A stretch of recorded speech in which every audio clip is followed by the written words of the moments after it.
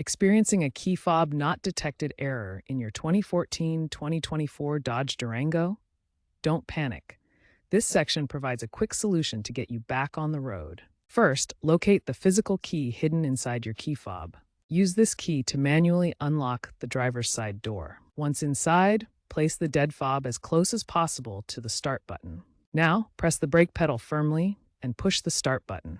In many cases, this will allow the vehicle to start. This works because the system uses a proximity sensor, and placing the fob near the button allows it to be detected, even with a dead battery. Keep in mind this is a temporary fix. You will need to replace the battery or reprogram the key fob for long-term use.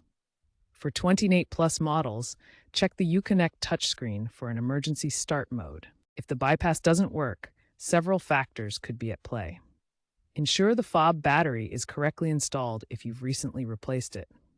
Signal interference from other electronic devices can also cause detection issues.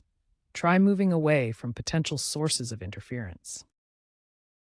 The best long-term solution is to either replace the key fob battery or reprogram the fob. Battery replacement is straightforward. Reprogramming can be done at a dealership using a DRB3 scanner, or you can explore DIY methods if you have a working secondary fob. Software updates via the Stellantis Uconnect app may also resolve intermittent detection issues in 28 and plus models. If problems persist, a faulty wireless control module may be the culprit, requiring professional diagnosis. Consider exploring digital key options available on newer Durango models via Google Wallet or Apple Wallet, potentially eliminating reliance on the physical fob altogether.